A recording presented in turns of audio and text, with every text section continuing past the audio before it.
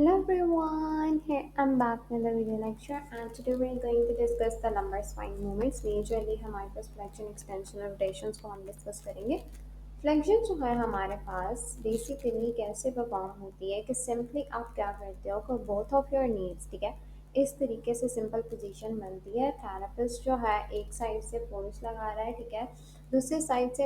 अब समटाइम्स में मेजरली ये होता है कि अगर आप स्पेसिफिकली लंबर स्पाइन को सही तरीके से टारगेट करना चाहते हो ना, तो ये पोजीशन बहुत बेहतर है, ठीक है।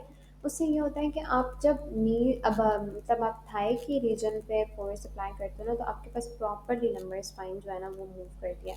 पर कुछ लोग जो है वो लेग्स को भी साथ लगा के और इसी तरीके से फोर्स लगाते हैं, जैसे नी टू चेस्ट परफॉर्म की जाती है। इस तरीके से आप परफॉर्म कर सकते हो, ठीक है। Simple is that. अगर आप सिंपल सी ऐसे पोजीशन बनाओगे, थेरेपिस्ट का जो हैंड जो थाई पे है उससे फोर्स लगाई जाएगी, दूसरे हैंड से सिर्फ लेग को होल्ड किया हुआ है, ठीक है, दूसरे हैंड से, ताकि लेग की मूवमेंट ज़्यादा ना हो और आपके पास प्रॉपर जो है लंबर फ्लेक्शन परफॉर्म हो जाए, ठीक है। इसी तरीके से हम देख लेते हैं कि हमारे पास कोई पॉइंट मिस हो गया हो। अब क्या है कि आपने दोनों नीज को चेस्ट की तरफ लेके जाना है bye lifting under the knees, ठीक है, हिप और नी फ्लेक्शन। अब क्या करना है, flexion of the spine appears as the hip are flex, ठीक है। तो फ्लेक्शन स्पाइन की तब होगी जब हिप फ्लेक्स्ड होंगी, ठीक है। इसलिए हमारे पास इस पोजीशन में क्या करते हैं, फ्लेक्स जब फुल रेंज में होगी तो हमारे पास लंबर स्पाइन पे होगी। पेल्विस भी रोटेट करता है पोस्टीरियरली इस पोजीशन में, इसलिए जब पोस्टीरियरली आपने पेल्विस को रोटेट कराना है तो उसके लिए भी लंबर स्पाइन पे फ्लेक्शन होती है, बहुत अच्छी एक्सरसाइज होती है, ठीक है, चाहे वो आप पैसिव ले रहे हो या एक्टिव ले रहे हो, ठीक है।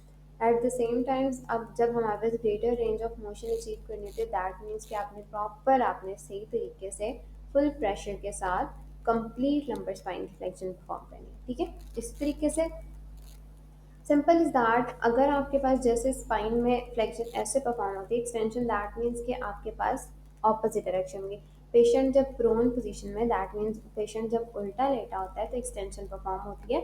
क्या करते हैं हम पेशेंट को एक्सटेंशन परफॉर्म कराने के लिए, सिंपल इज दैट कि पेशेंट प्रोन पोजीशन में होता है और आप उसके थाइज को, ठीक है, थाइज हैंड जो होते हैं ना, आप थाइज के नीचे रखते हो, ठीक है, फ्रंट वाली साइड पे, और लिफ्ट करते हो थाइस को अपर डायरेक्शन में। पेल्विस इस तरह से एंटीरियर रोटेट करता है, लंबर स्पाइन एक्सटेंड कर जाती है।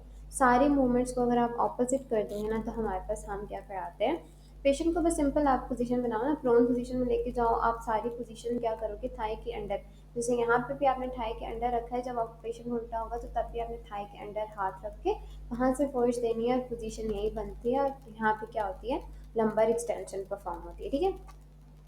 नाउ हम देखते हैं थर्ड जो हमारे पास थी, वो थी रोटेशंस, ठीक है। अब रोटेशंस कैसे परफॉर्म होती है, सिंपल एज दैट कि आप सिंपल सी पेशेंट की पोजीशन क्रिएट करते हो, हुक लाइन में भी पोजीशन होती है या आप स्पाइन में भी कर सकते हो, ठीक है, जैसे यहाँ पे हुई है। आपने आपने क्या किया, सिंपल एज दैट कि आप हुक लाइन पोजीशन क्रिएट कर, ठीक है। अब आपने क्या किया, पेशेंट को स्ट्रेट लेटाओ, ठीक है, और उसके नीज को स्लाइटली फ्लेक्स कर दो, दैट मीन्स कि स्लाइटली बेंड कर दिया।